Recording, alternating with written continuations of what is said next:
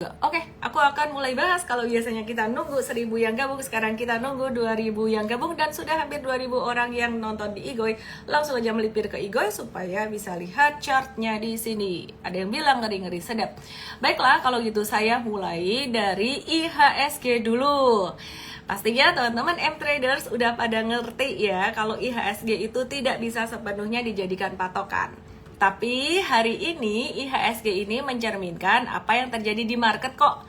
Jadi bukan cuman saham brand aja yang menggerakkan indeks, tapi ada banyak saham lain yang hari ini juga menggerakkan indeks. Nah, jadi IHSG ini sempat naik beberapa waktu yang lalu itu karena pengaruh dari beberapa saham yang likuiditasnya tidak terlalu besar, tapi market cap-nya atau jumlah saham yang beredar sedikit, harga saham tinggi, market cap-nya tinggi gitu ya.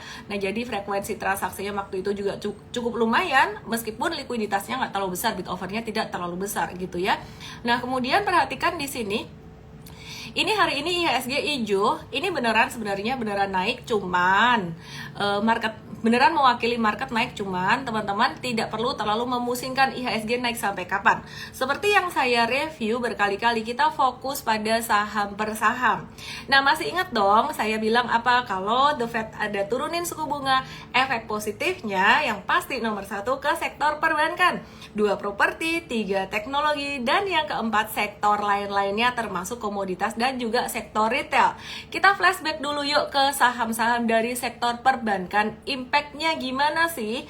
Banking itu sudah semuanya naik. Mau banking yang dibilang konvensional, big bank, small bank, second liner bank, semuanya digital. Digital paling akhir, paling belakangan. Kenapa? Karena secara fundamental perbankan digital ini memang paling struggle, baik secara profitabilitasnya dia maupun secara cost of fund-nya dia. Itu cost of fund atau beban bunganya paling tinggi, dan juga secara profitabilitasnya memang paling struggle dibandingkan dengan perbankan lain yang sudah memberikan cuan dari dulu. Nah, sekarang kita simak yuk BBCA gimana kabarnya. BBCA atau Bank Capek Antri. Capek antri banget kalau kamu nungguin di bawah. Strategi investasi BCA ini masih sama, hold, dan bisa pakai strategi DCA. DCA itu dollar cost averaging, DCA. Dollar cost averaging artinya apa sih DCA ini? DCA ini artinya beli secara bertahap, secara kontinu, tiap bulan, atau bisa tiap 3 bulan sekali, bisa 6 bulan sekali, bisa setahun sekali. Waduh, apa nggak kelamaan 3 bulan, 6 bulan, 1 tahun sekali? Saya kan nggak tahu ya kantongnya kalian, rezekinya kalian itu seberapa banyak. Intinya prinsip dari DCA ini adalah konsistensi. Nah, kalau kalian bisa punya rezeki uang dingin setiap bulan yang bisa dialokasikan untuk investasi di BCA secara dollar cost averaging atau nyicil-nyicil, itu sangat bagus sekali ya. Jadi nominalnya pun kalau bisa ya disamain, dialokasiin. Tapi kalau kalian nggak punya tiap bulan, lebih baik 2 bulan sekali atau 3 bulan sekali daripada tidak sama sekali. Apakah di sini kita perlu memperhatikan harga? Sebenarnya investasi dengan cara lamsam atau masuk sekaligus banyak itu lebih menguntungkan jika timingnya pas. Seperti tahun 2020 kemarin, 2021 itu cocok strategi lump sum. Tapi saat ini valuasi sudah cukup tinggi, meskipun masih ada peluang untuk bisa lanjut naik terus. BCA ini masih bisa naik terus, by the way gengs. Udah susah kalau kalian berharap untuk harga diskon dan diskon. Jadi kalau kalian nanya masih boleh beli nggak sih BCA ini? Masih boleh beli, tapi tidak dengan memperhatikan harga sebenarnya, tapi memperhatikan konsistensi. Artinya gini gengs, kalau kamu punya uang 20 juta, kamu beli BCA sekarang, kamu dapat berapa lot nih? Hitung aja, mungkin bisa bantu aku di komen, dapat berapa lot. Nah, tapi kalau misalkan dia BCA-nya tuh harganya turun, kamu akan dapat lotnya lebih banyak dengan uang 20 jutamu itu. Kalau BCA-nya naik, kamu bisa dapat lebih sedikit dibandingkan dengan pas kamu dapat di harga murah gitu ya. Kalau pas harganya naik, kamu dapat lotnya tuh lebih dikit. Nah, dengan cara seperti itu ter-average harganya. Memang rewardnya itu tidak sebesar kalau kamu beli secara lump sum atau beli banyak di bawah. Tapi itu lebih baik daripada tidak sama sekali ya. Oke, ini ada yang bilang 10 lot, 20 lot, 19 lot. Hitung aja. Buat yang masih pemula, 1 lot itu sama dengan 100 lembar saham. Jadi kalau kamu beli 1 lot BCA saat ini di harga 10.900, berarti tinggal dikali 100 aja. Kamu butuh 1.090.000 nggak sih? Ini aku coba hitung nih ya. 10900 tambahin 02, bener 1.090.000 belum termasuk dengan fee broker. Nah jadinya kalau kamu ada 20 juta artinya ya kamu dapat sekitaran 19 lot ya, 19 lot lah ya. Tadi 100 ya benar 18 lot karena ada fee broker ya. Oke, ini live buat pemula ya. Aku udah mix sekarang, ada pemula, ada untuk intermediate advance-nya juga pastinya karena di sini follower aku udah mix banget sekarang ya. Nah terus BMRI juga sama, kamu strateginya pakai strategi DCA aja, dollar cost averaging untuk BMRI, 2 itu masih menjadi kesayangan investor besar.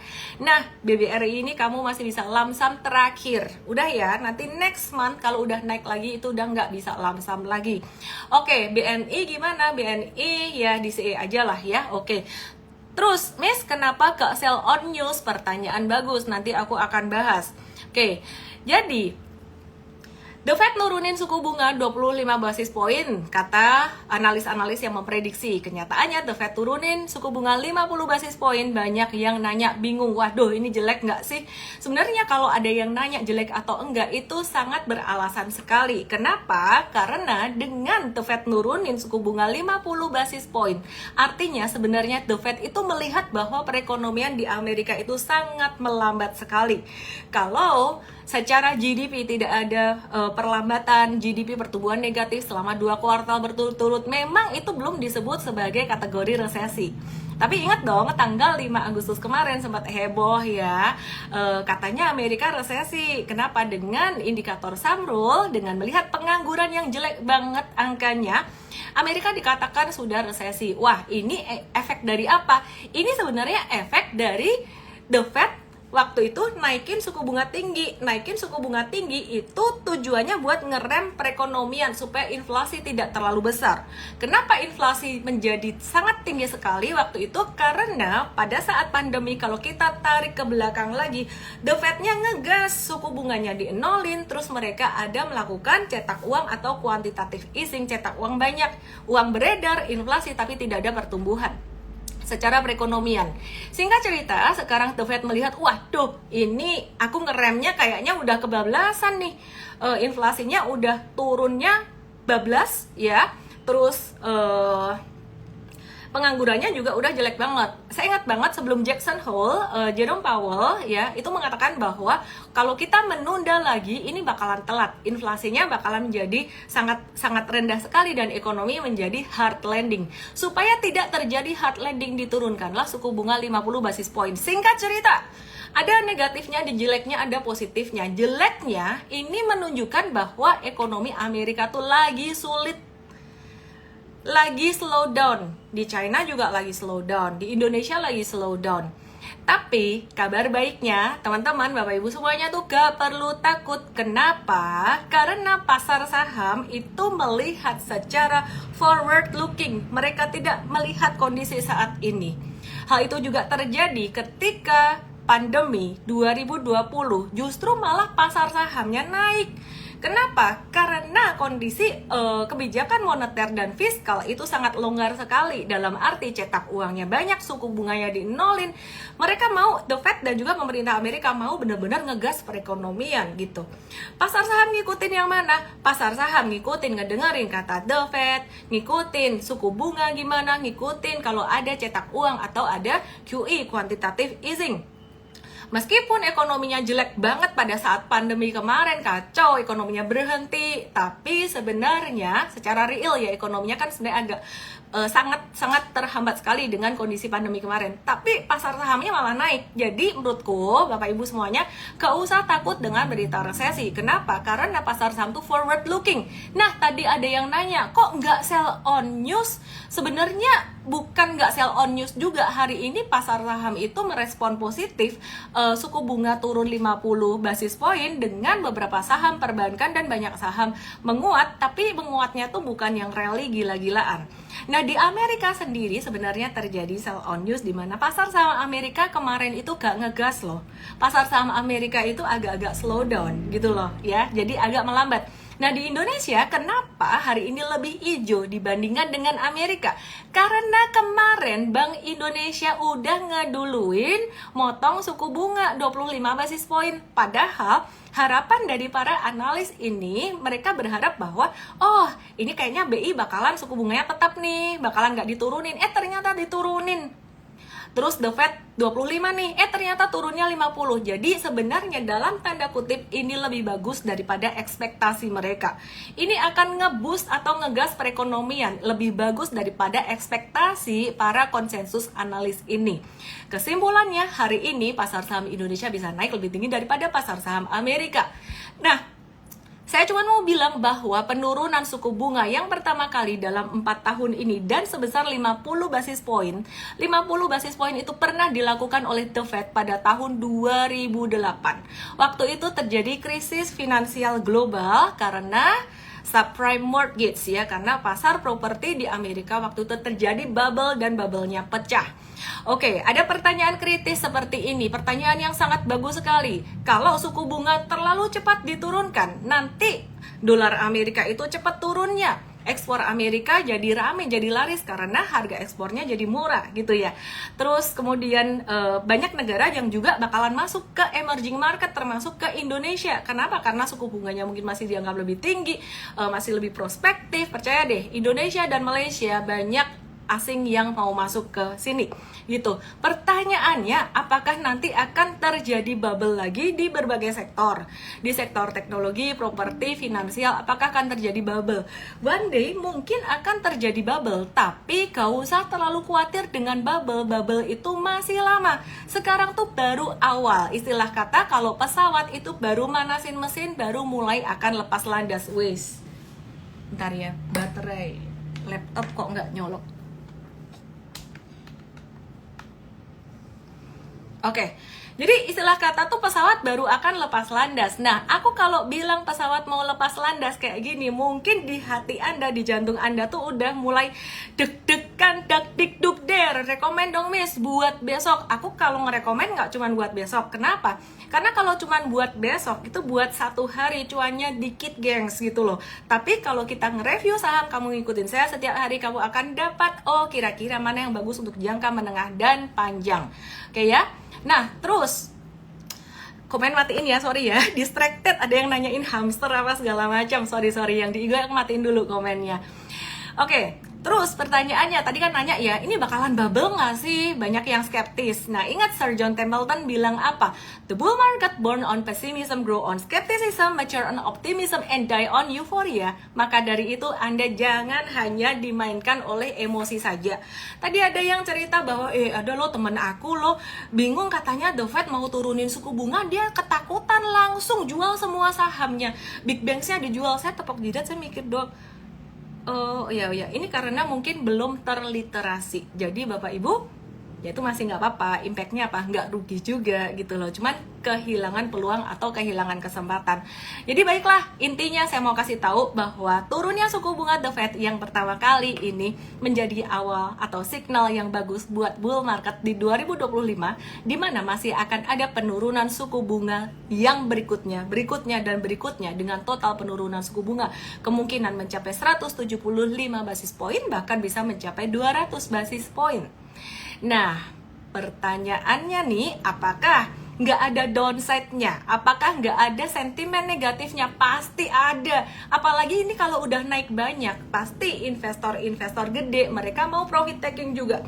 Caranya profit taking bagaimana? Biasanya kalau caranya profit taking itu, investor gede, berita bagus yang muncul supaya bisa jualan. Nah, nanti jualan turun, retail takut, mereka beli lagi. Kira-kira gamenya kayak gitu terus. Makanya jangan cuma pakai perasaan. Teman-teman belajar investasi saham yang masih pemula di tanggal 21 September jam 10 pagi di Investart. Daftarnya di emvest.id_live. Sekarang saya akan mulai bahas saham-saham. Apa aja yang akan terdampak suku bunga, sudah terdampak suku bunga, dan efeknya bagaimana. Kalau Anda tanya saya sebenarnya, impact dari turunnya suku bunga ini sudah terjadi sejak awal Agustus, di mana sudah banyak saham yang naik. Saya akan langsung aja share chartnya. Langsung aja teman-teman yang dari YT yang dari TokTok ke Igoy, saya run through satu per satu. Pertama, sektor perbankan saya nggak usah bahas lagi, BCA masih akan tetap naik. Meskipun valuasinya udah mahal banget.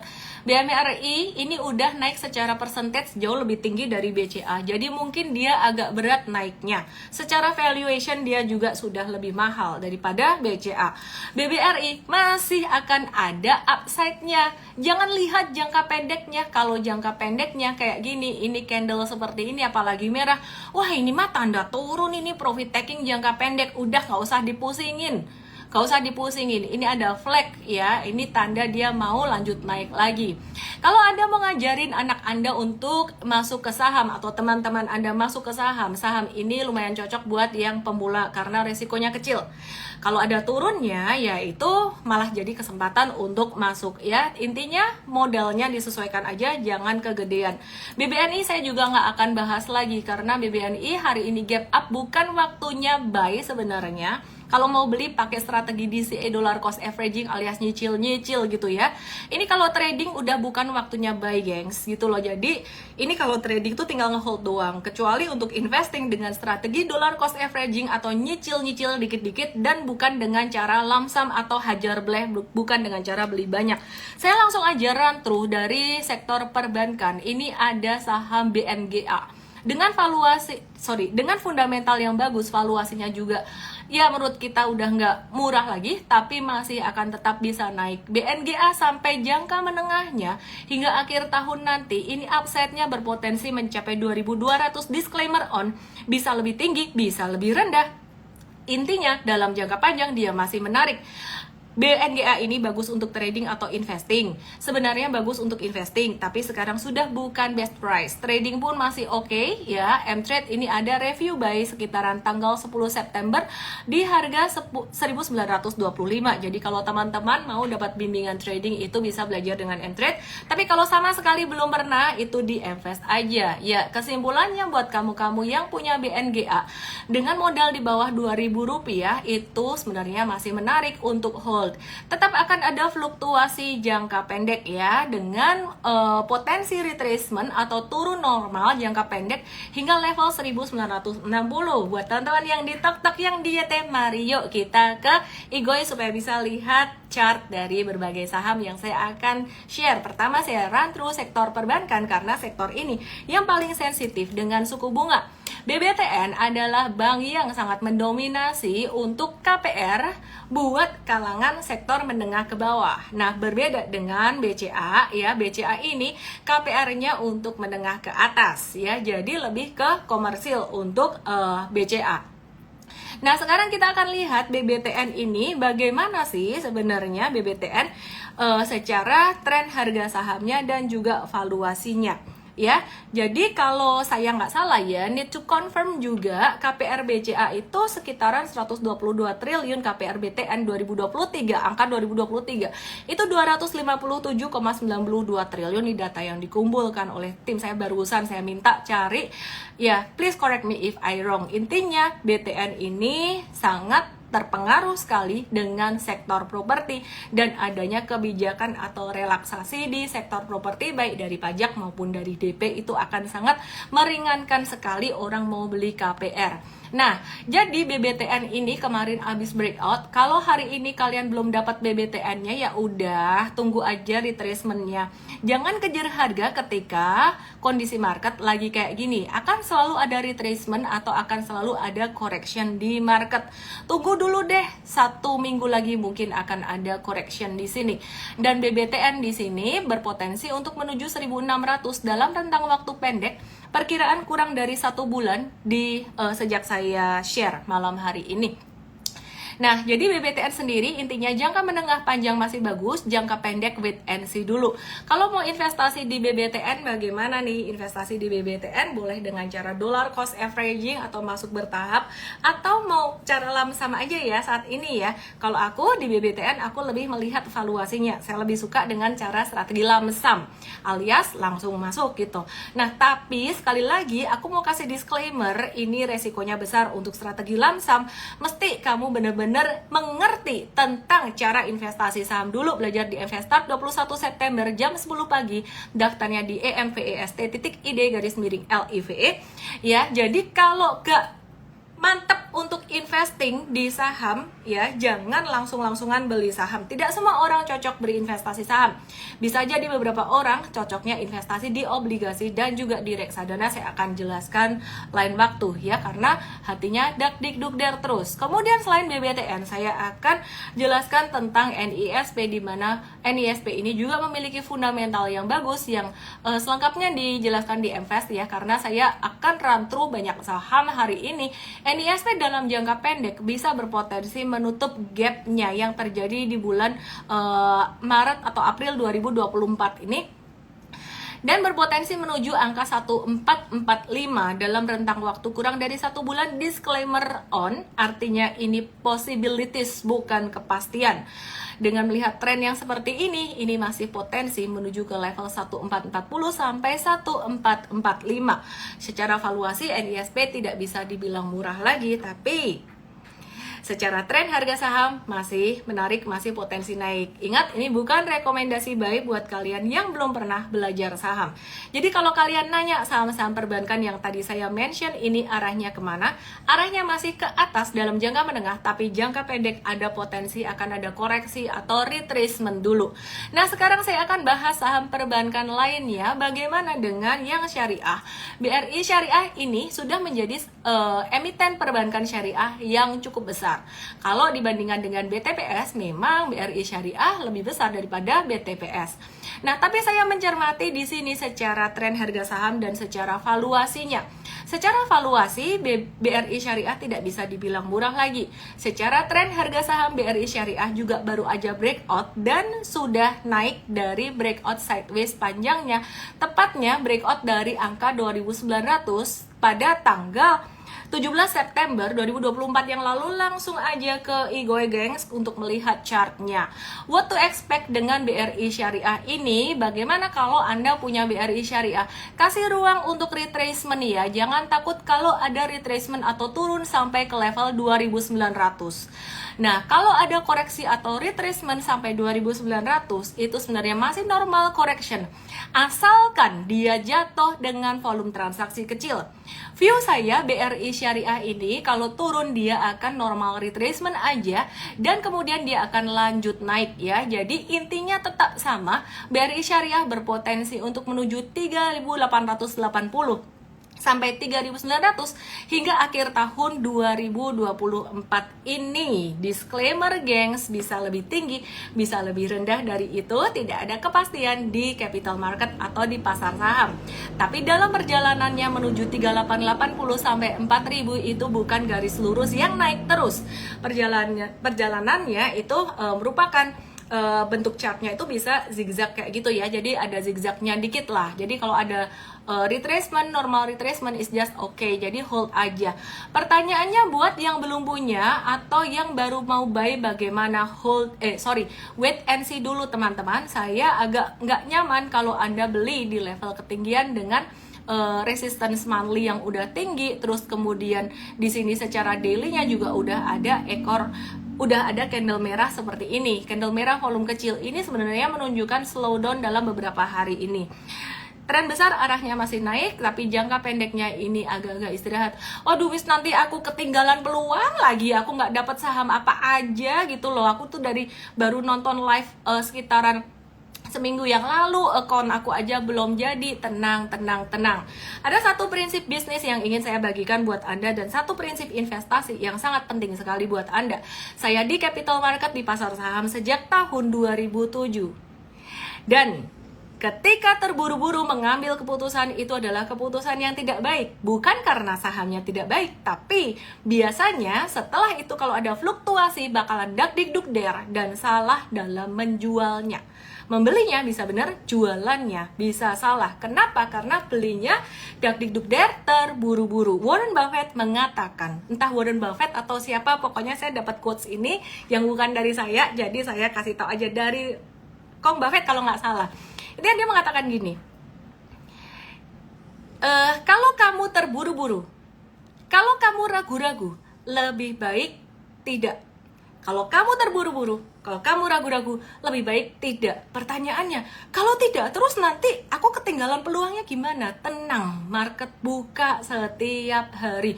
Tapi kan saham-saham valuasi murah itu nggak ada setiap hari toh, Miss. Ya sabar ya dek ya. Jangan buru-buru ya dek ya, percaya aku deh. Kamu masih bisa dapat kesempatan, dapat peluang terus. Pokoknya percaya aku. Belajar dulu, oke ya? Intinya ini jangan dihajar di atas. Aku paling berhati-hati kalau saham udah ada di atas, saya nggak mau hajar. Kalau gitu yang masih di bawah apa? Sabar ya dek ya.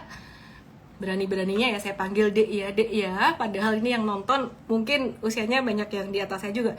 Oke, kita lanjut pada saham yang perbankan digital nih. Perbankan digital bagaimana dengan BBYB? Oke, tadi katanya nggak boleh nih yang beli yang di atas nih. Kalau gitu boleh nggak nih saya beli BBYB nih? Ini kan BBYB nih. Nih lihat nih. Ini secara monthly chart dia masih di bawah loh. Beda loh sama BCA, BRIS dan kawan-kawan. Di sini tuh lihat tuh. Ini tuh masih di bawah banget. Coba dia diukur dari atas sampai ke bawah nih. Ini 87%,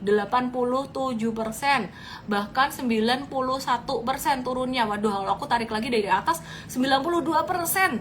Ini murah banget nggak sih? Eits, ingat ya teman-teman ya, yang dimaksud dengan murah secara valuasi itu bukan soal murah harga saham doang. Ya, jadi yang dimaksud murah secara valuasi artinya bisnisnya itu bisa menghasilkan cash berapa banyak ke depannya, dan kalau kita membeli perusahaan ini itu bakalan worth it gak sih dapat cash itu, atau dapat dividen, dapat keuntungan, dapat laba dari perusahaan itu tuh bakalan cucok gak sih, bahasa Jawanya itu cucok gak gitu loh. Ya, jadi cucok gak? Ngerti gak sih? Maksudnya bang, bahasa kerennya bakalan worth it atau enggak sih? Bahasa Inggrisnya kayak gitu. Oke, kalau gitu berarti BBYB bukan buat value investing dong? Kagak. Nah, tapi bukan berarti kamu nggak bisa beli BBYB juga. Caranya bagaimana? Kalau kamu masuk BBYB, saran aku dengan strategi super trader. Strategi super trader yang kita gunakan di M-Trade.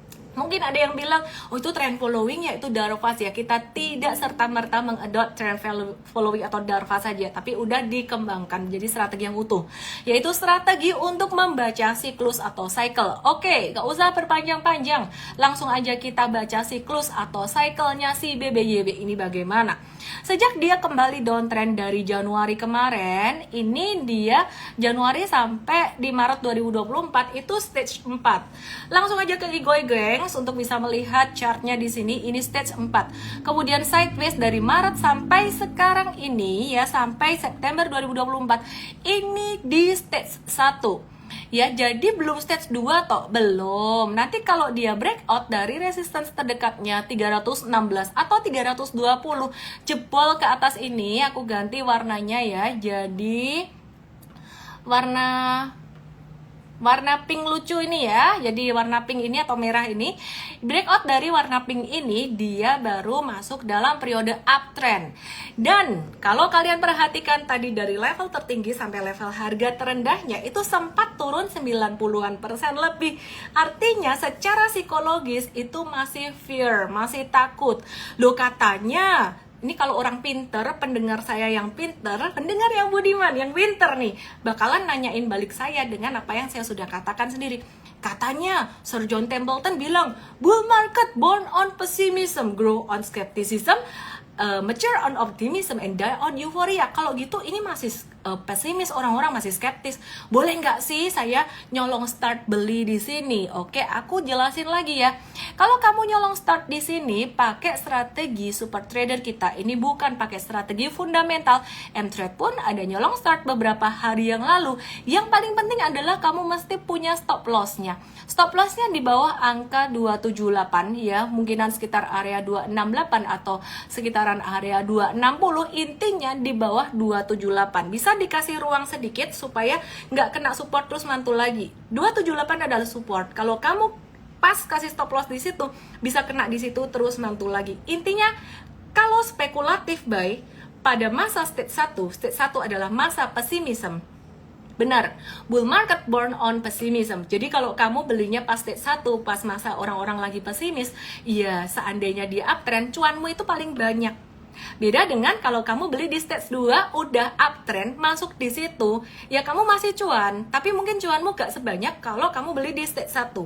The bull market born on pessimism, kalau kamu beli di stage 1, kamu beli ketika dia belum breakout dari garis pink ini, maka konsekuensinya, semua ada konsekuensinya. Maka dari itu saya katakan tidak ada strategi saham yang tepat, yang ada adalah strategi yang efektif atau efisien.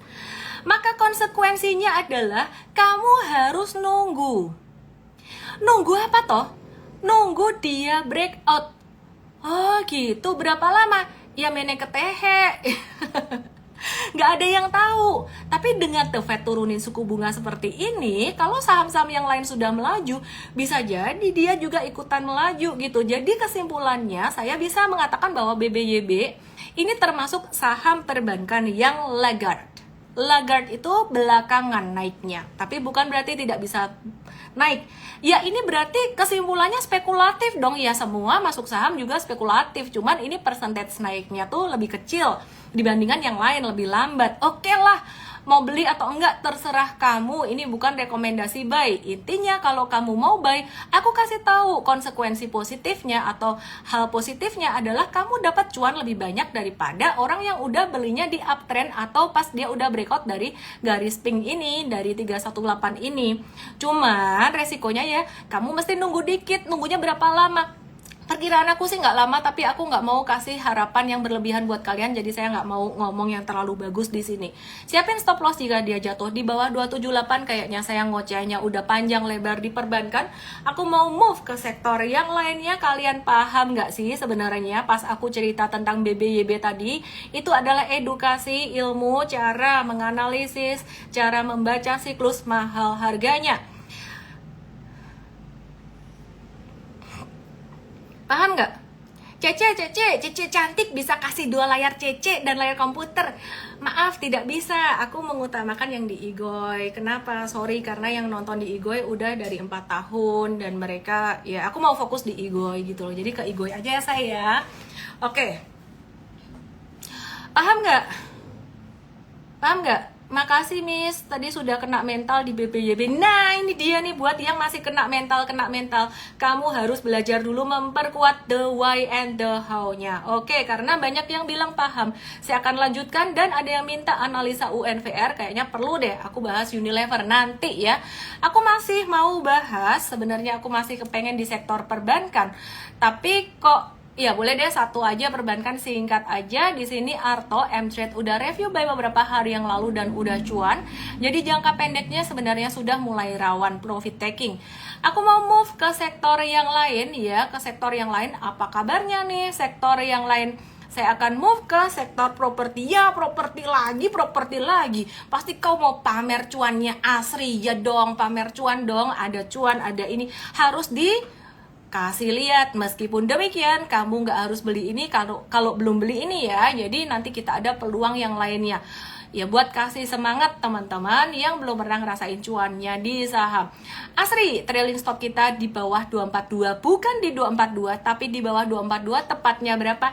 Sorry ya, kita nggak kasih tahu trailing stopnya M-Trade di angka berapa supaya gak dikerjain sama BD, disenggolin tuing terus naik lagi deh.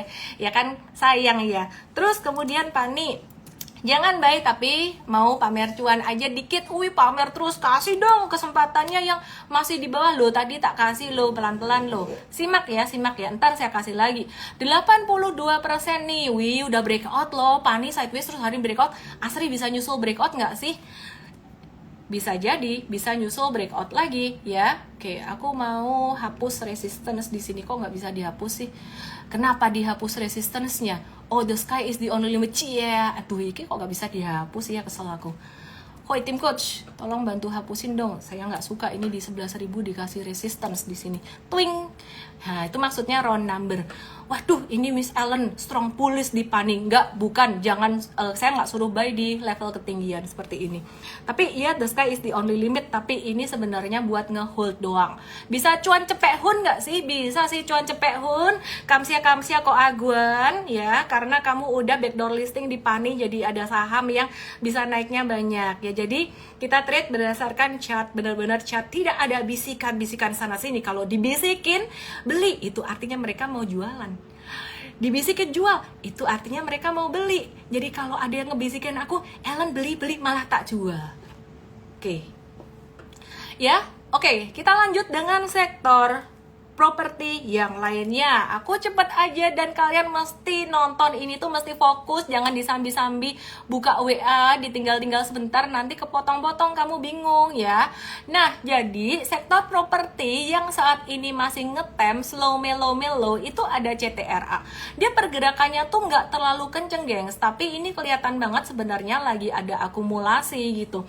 Nah, ini cocok buat kamu-kamu yang masih pemula yang nggak siap dengan fluktuasi terlalu tinggi. Bisa nggak sih buat investasi jangka menengah panjang? Perkiraan invest sih, bukan Ellen ya. Credit for my team, perkiraan invest itu sekitaran 1 tahun tuh masih bisa kasih cuan gitu. Jadi masih ada ruang buat harga sahamnya naik dan juga valuasinya dia bertumbuh. Sampai kapan? Aku nggak mau kasih harapan yang terlalu tinggi deh. Pokoknya ini aku cuma mau kasih tahu ini masih deket-deket dengan area support loh. Valuasinya juga ya masih oke lah ya. Nggak bisa dibilang murah-murah lagi tapi masih oke. Nah, SMRA atau Sumarecon ini habis breakout kemarin ya, habis breakout dari 660 dengan patternnya cup with handle. Nah, M-Trade ada review buy di harga 625 pada tanggal 4 September. Untuk jangka pendeknya SMRA udah di profit taking review sell ya, jadi M-Trade tidak mengelola dana. Oke, 2,9 sampai 5,2% untuk SMRA yang masih di hold ada cuan sekitaran 12-15% ya, dan ini termasuk salah satu saham yang syariah. Ada keterangan notes-nya di M-Trade di sini. Oke, buat kalian yang ikut M-Trade jangan lupa aku kasih tahu bahwa di sini ada tombol analisis yang kamu bisa pencet dan kamu bisa belajar fundamental dan teknikalnya bagaimana. Ini ditulis last update di tanggal ini. Biasanya kita akan selalu update saham-saham yang lagi rame. Ini fundamental teknikalnya tim kita gercep langsung update. Tapi kalau ini belum diupdate ya, misalkan ini tanggal Agustus 2024 ya, bolehlah nanya di menu tanya saham. Tapi kalau tanggalnya baru 1-2 hari, fundamental itu tidak banyak yang berubah. Ya, secara teknikal kita juga kasih tahu pertimbangannya apa. Nah, jadi SMRA kalau kemarin saya bilang secara teknikal dia menarik, ini hari ini justru malah rawan profit taking, say. Tunggu aja dulu retracementnya, say ya. Kalau secara valuation gimana? Sebenarnya juga sudah tidak murah-murah amat, tapi masih bisa untuk long term investing. Dan seperti biasanya BSDE yang valuasinya murah, ini aku cuma mau kasih tahu bahwa BSDE ini dia punya land bank cukup gede, bahkan bisa dibilang besar lah ya, bukan cukup gede, dan terus menambah land banknya dia. Nah, BSDE ini boleh lah kalau kalian mau investasi jangka panjang, tapi kalau untuk trading jangka pendeknya hati-hati ya. Udah keluar candle seperti ini bakalan sideways ya. Ingat ya, tadi ada yang tanya, keluarnya sentimen pemotongan suku bunga The Fed kok malah nggak sell on news ya, kok malah naik ya. Tapi perhatiin, naiknya tuh nggak ada yang kencang banget. Naiknya biasanya bentuknya ngekor-ngekor kayak gini ya. BCA naiknya lumayan kenceng, tapi saham-saham yang lainnya naiknya itu udah nggak kenceng, udah ngekor-ngekor doang gitu ya. Oke, terus kemudian aku mau review buat saham sektor properti lainnya gimana industrial. Oke, nanti aku akan bahas beberapa saham industrial. Yang pertamanya Bekasi Fajar Industrial Estate. lagi sideways juga bisa di watch, geng. Saya nggak akan berlama-lama di sektor ini. Ini ada SSIA, ini trennya juga cakep loh, tapi ini juga lagi retracement nih ya. Ini kita juga lagi masukin watchlist. Disclaimer buat kalian yang masih pemula, apalagi aku ngomong apa aja kalian mungkin masih bingung apaan sih ini retracement dan sebagainya. Aduh, aku bingung. Jangan beli dulu, anggap kamu nonton aku ini sebagai materi edukasi untuk kamu bisa memahami. Sebentar ya, saya agak distracted sama bunyi ngoroknya Ara. Mama yang jahat, saya mau keluarin dia dulu. Thank you. Ayo Ara, keluar dulu Ara. Main dulu sama papa. Ya udah keluar dia. Masa saya lagi fokus gini dengerin suara grok, grok, grok. Oke. Ah, nggak ada papa. Papa lagi pergi. Ya sudah. Oke, balik lagi ke SSIA. DMR banyak yang nanya, nanti aku akan bahas. LPKR banyak yang nanya, aku akan bahas juga. Ya perhatikan nih ya, SSIA nih kita juga lagi nge-watch juga. Miss hari ini mantul kok nggak di buy sih. Biasanya kan kalau abis naik turun dikit merah-merah terus keluar hijaunya. Terus ini bukannya mantul ya dari area supportnya ya. Kita wait and see dulu deh. Hari ini kayaknya masih euforia The Fed nurunin suku bunga. Naik segini, wait and see dulu lah. Yang lain naiknya nggak terlalu banyak, nggak terlalu signifikan ya, jadi bisa sideways juga ini SSIA. Terus kemudian tadi banyak yang nanya LPKR. Well,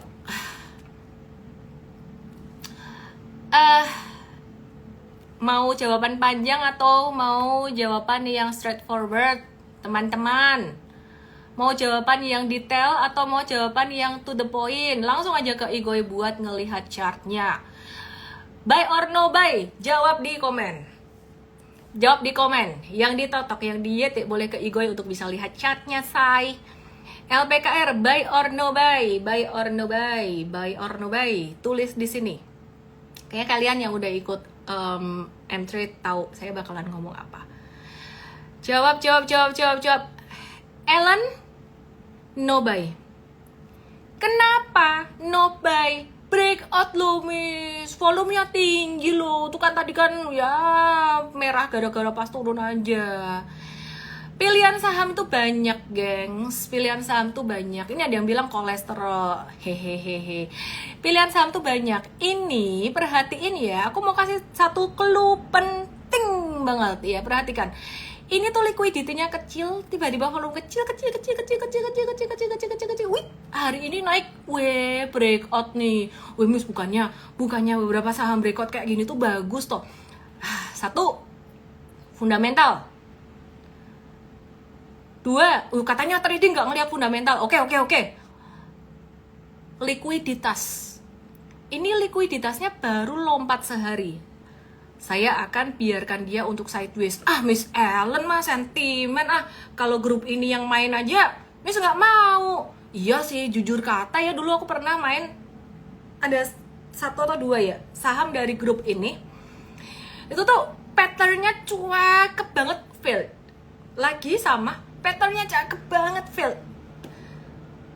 Terus saya lihat likuiditasnya. Saya nggak sentimen sama grup tertentu, tapi saya melihat bahwa likuiditas itu penting. Sebagus apapun pattern, kalau likuiditasnya kurang, itu bisa dengan mudah dibanting. Oke ya? Ya, jadi perhatikan di sini. Saya lebih baik mengamankan diri, saya memilih no buy dulu. Sampai kapan? Setidaknya saya melihat volume tingginya itu udah mulai stabil. Jadi enggak yang lompatan sehari besok tiba-tiba hilang lagi. Kira-kira kayak gitu. Oke, terus ada yang nanya lagi, ini juga bagus loh, Miss. PPF dong, retail dong. Oke, kita ke sektor retail. Bukannya Miss lagi suka retail ya belakangan ini ya. Nih, jangan sentimen dong Miss sama grup ini. Kagak, saya nggak sentimen.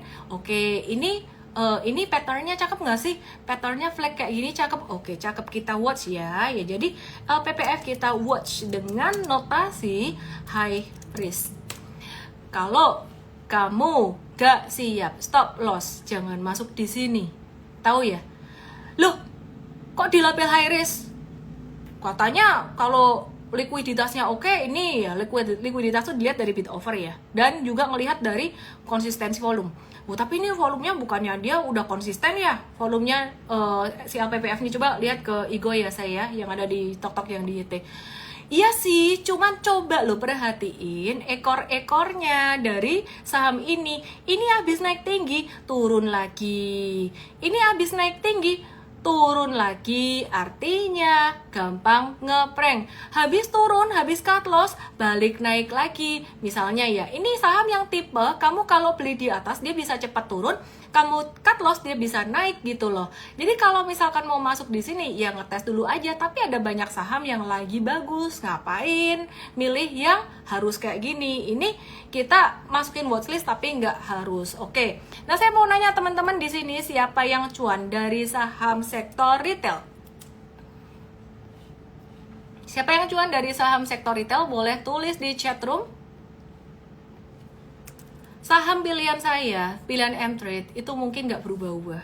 Muter-muter di situ abis breakout, tunggu retracement, breakout lagi, tunggu retracement gitu. Tapi kalau kalian ngikutin story-nya, pattern-nya kalian akan ngerti. Saham yang bagus untuk masuk sekarang, lihat dari awal sampai akhir, nanti kamu bisa menyimpulkan. Ya, saya bukan tipe yang beli ini. Wah, ini tuh bagus banget. Nanti dibilang apa? Pom-pom. Oke, ya, janto-janto cuan MAPI. Oke, yay. Starlight cuan Akses, yay. Congrats ya. Oke. Disclaimer, saya bukan lagi ngepom-pom MAPI, tapi mau pamer cuan dikit nih. M-Trade udah cuan 14%-an dari MAPI 14 atau 15%-an. Kemarin sebenarnya malah tinggi. Loh, kemarin kok gak di sell toh? Kok gak di review sell? Udah sempat sih sebenarnya review sell untuk jangka pendek, ini yang di hold untuk jangka menengahnya. What to expect dengan MAPI, akan ada retracement kemungkinan sampai level 1700 dan sampai di sini kemungkinan sampai level 17 sampai 1720 dan kemudian setelah itu ada potensi pantulan lagi. Oke, terus what to do dengan MAPI yang punya dengan modal di bawah 1700 boleh hold, modal di atas 1700 silahkan kalau mau hold atau consider profit taking. Cara mikirnya gimana? Kalau misalkan kamu punya modal di atas 1700, saya nanya ya, seandainya saham ini jatuh balik ke 1700 atau 1720, jawab di komen kamu siap atau tidak. Jawabannya cuma itu, kalau kamu tidak siap, jualan sekarang. Tapi kalau kamu siap dia retrace, ya silahkan di hold. Coba, saya ulang ya. Jika kamu punya modal di bawah 17, hold aja. Tapi kalau kamu punya modal di atas 17, boleh bersiap untuk profit taking. Karena ada potensi retracement sampai 1720. Nah, ada yang bilang, siap. Kalau retrace nggak apa-apa, ya udah silahkan hold. Tapi ada juga yang bilang, gak siap, aku mau jual. Nah, aku nanyain lagi sekarang. Kalau kamu jual sekarang di level 1785, which is kamu sudah cuan dari belanjaanmu 1700 sampai 1785-an, saya mau nanya lagi. Kalau ternyata gak retrace, ternyata dia mantul naik ke atas, kamu kecewa nggak? Tulis di sini. Jual dulu, beli lagi. Nah, maunya Valerie kan kayak gitu kan ya. Jual dulu, beli lagi di bawah. Tapi kalau kamu udah jual, ternyata dia nggak sampai di bawah 1720, ternyata dia breakout lagi, perasaanmu gimana? Itu loh trading. Itu loh yang tidak banyak orang tahu. Ketika mengambil keputusan, yang harus dipikirkan adalah what if. Saya sekolah jurusan computer science, jurusan IT. Satu hal yang sangat penting sekali buat saya adalah logika berpikir if else. If gini jadi gini, else begini, maka yang akan dilakukan apa?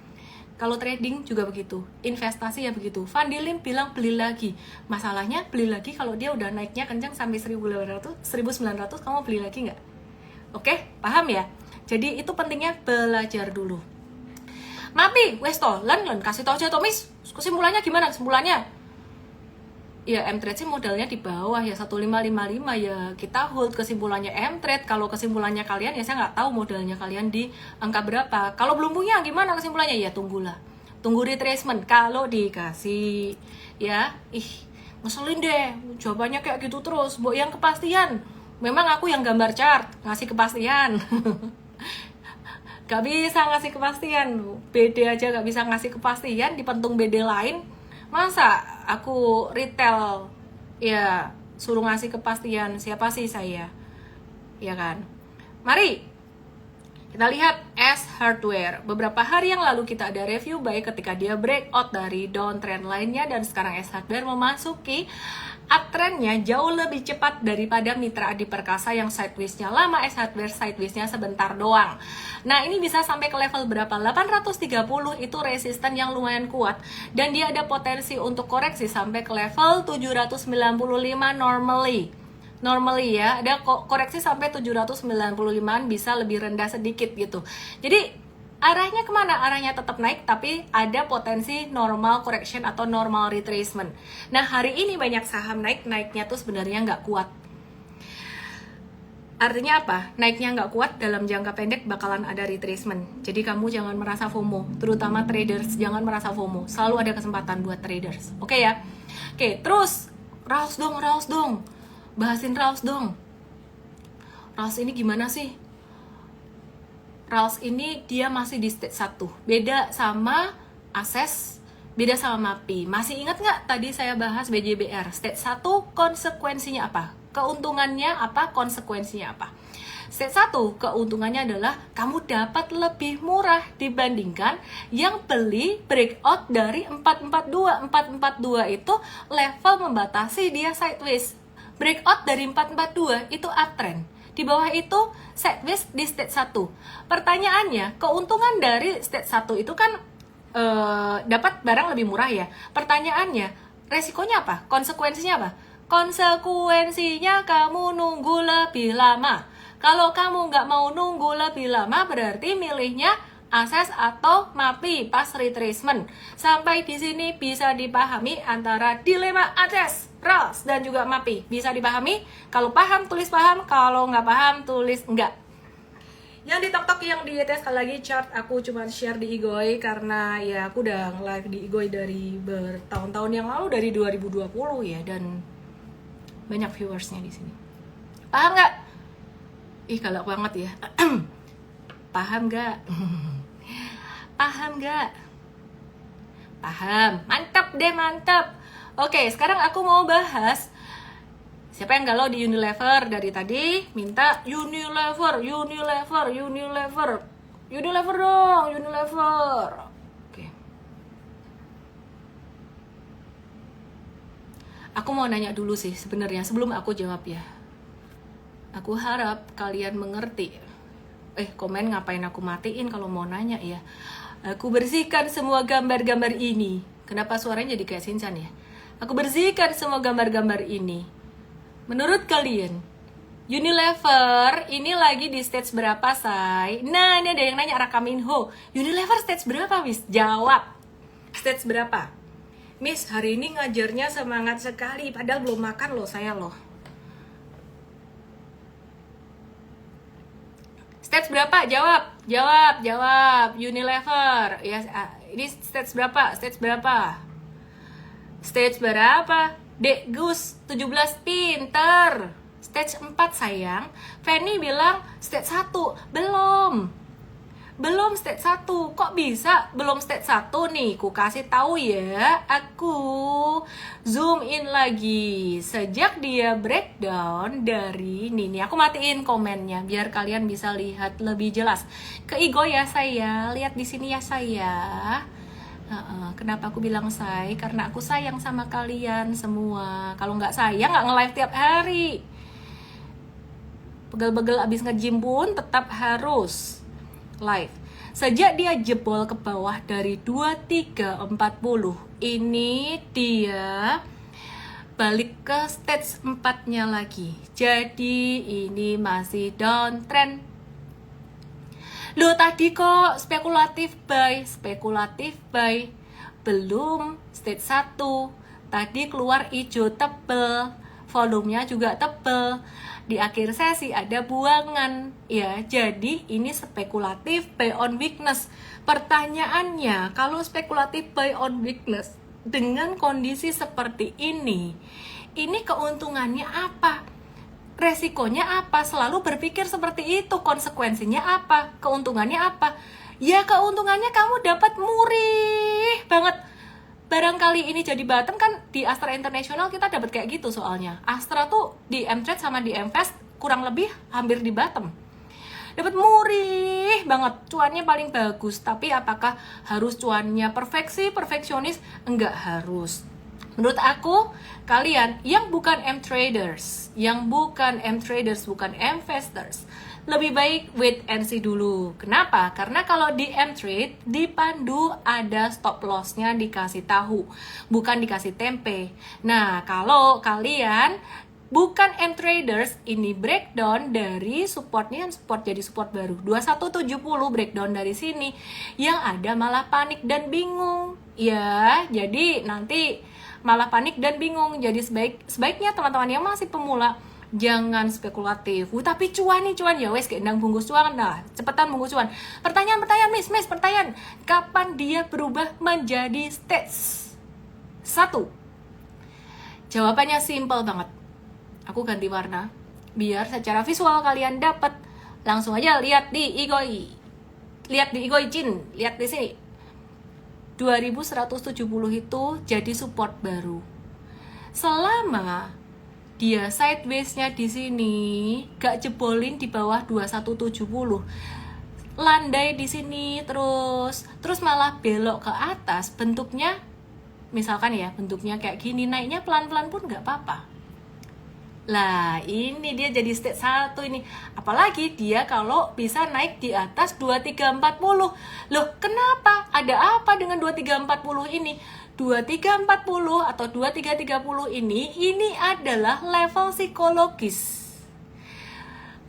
Low 22 April 2024 yang sempat dijebolin pada tanggal 27 Agustus 2024. Di sini banyak yang nangis, banyak yang nyangkut. Perjalanan Unilever kalau dia mau jadi uptrend itu sangat susah sekali.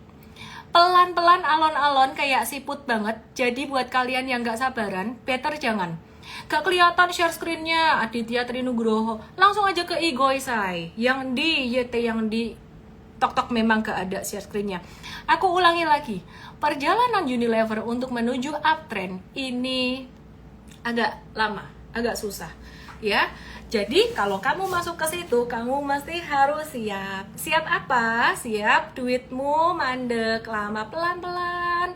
Kalau misalkan kamu penasaran, kamu pengen nitip sedal, siapa tahu aku dapat di bottom, nanti naik banyak kan seru tuh, bisa pamer cuan sama temenku, aku dapat Unilever di bottom loh, padahal mereka nggak tahu perjuangan nge-holdnya tuh perasaannya gimana.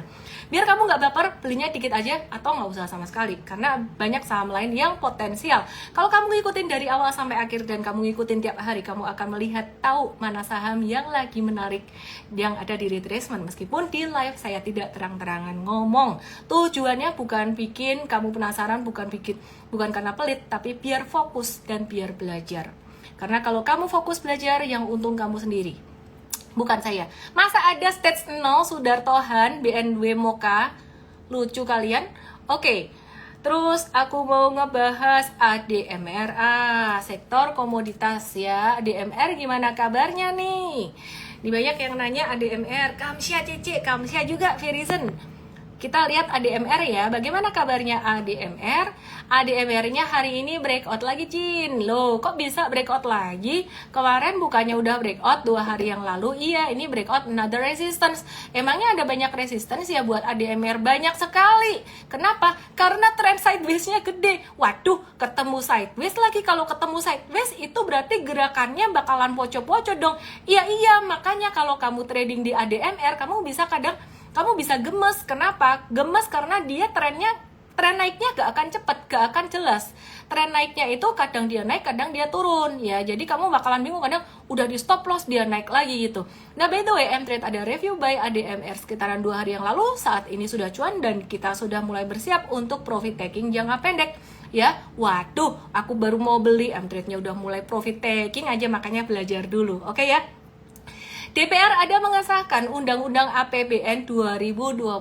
Sebenarnya kalau ngomong tentang APBN 2025 ini bisa panjang kali lebar, di Mtrade akan dibuatkan artikelnya.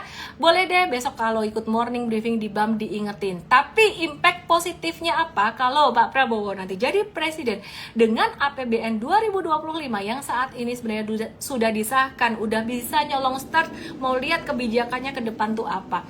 Yang diuntungkan adalah satu, sektor apa, coba tulis di komen. Sektor apa aja yang diuntungkan?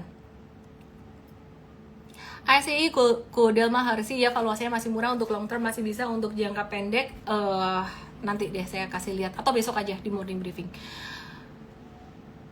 Udah jam lewat nih, 9 lewat mesti diingetin. Oh ya 9 lewat ya, belum mandi, belum makan. Kebiasaan makan malam-malam. Oke. Abdisyat dia bilang sektor consumer goods, properti ya, ada kebijakan keringanan untuk sektor properti. Oke. Ada yang bilang sektor consumer goods, perbankan karena The Fed masih turunin suku bunga. Tapi kalau kita bicara tentang APBN sendiri, apa sih yang diuntungkan? Oke, saya mulai bahas ya. Ini yang jawab construction ini nggak salah juga sih. Ya, yang pertama memang sektor infrastruktur. Jadi impactnya ke emiten apa? Construction. Maka dari itu construction bangun, tapi kita tetap harus mengkonfirmasi dengan chart. Jangan cuma percaya sentimen doang. Oke ya, karena IKN sampai sekarang juga masih belum jadi-jadilah gitu loh. Proyeknya masih banyak yang ya udah jadi, tapi banyaklah yang masih dalam proses gitu ya. Construction, kemudian yang kedua sektor pendidikan, ini terkait dengan makan siang gratis juga ya.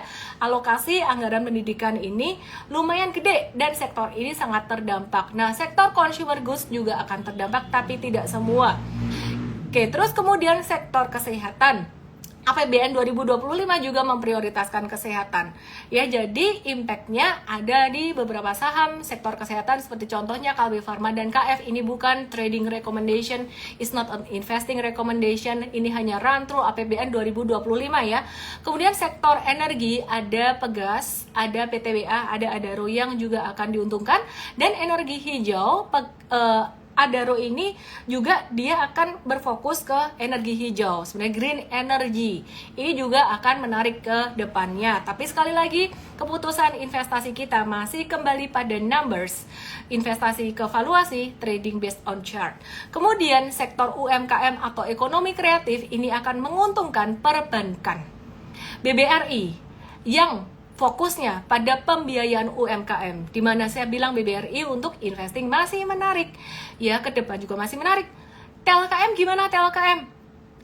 TLKM ini juga akan diuntungkan dengan pengembangan infrastruktur digital dengan APBN 2025 nanti. Tapi tetap harus dikonfirmasi dengan fundamental dan technical, is not an investing or trading recommendation. Kemudian sektor pertanian dan perikanan, ya ini ada Jakfa dan Cepin yang juga akan berpotensi mendapatkan impact positif, is not a trading recommendation. Udah lama nggak ngebahas Jakfa, udah lama nggak ngebahas Tekim dan INKP. Besok kita akan bahas di morning briefing Mtrade. Kalau lupa tolong diingetin aja. Dan teman-teman jangan lupa belajar dulu sebelum kamu berinvestasi saham, supaya kamu gak cuman membeli berdasarkan apa kata orang. Meskipun Mvest dan Mtrade memberikan kepenasihatan investasi saham berlisensi OJK, hanya kami yang berlisensi OJK. Boleh dong nyombong sedikit karena cari lisensinya susah sekali, 2 tahun ya. Jadi meskipun kami memberikan kepenasihatan investasi berlisensi OJK, di audit juga, capeknya setengah hidup rasanya ngurusin ini semua. Mtrade ini ya, jadi pengembangannya luar biasa. Jadi jangan kau bilang Mtrade suruh gratis aja, udah dikasih gratis di live. Emangnya karyawan ini semuanya, ini ada tim legal, ada tim apa, itu dibayarnya pakai daun atau cuan saham saya? Ya enggak lah ya. Jadi kalau kamu mau yang gratis, masih banyak. Saya menyediakan juga materi webinar gratis, tapi isinya daging wagyu 21 September jam 10 pagi di Mvestart, strategi investasi saham untuk pemula ala Warren Buffett, bukan ala Elon Musk sebenarnya, karena saya belajar dari beliau. daftar di emvest.id_live emvest.id_live. Sorry tidak semua saham bisa terbalas, terjawab. Saya Elemen, salam profit. Yang di TokTok follow Igoy, yang di Igoy follow TokTok, dan yang di Igoy dan yang di TokTok subscribe my YouTube karena mulai banyak materi-materi edukasi yang ada di YouTube. Dan kalau saya ngebahasnya lumayan cepat, mohon maaf, recording will be uploaded at YouTube. Selamat malam. Thank you everybody.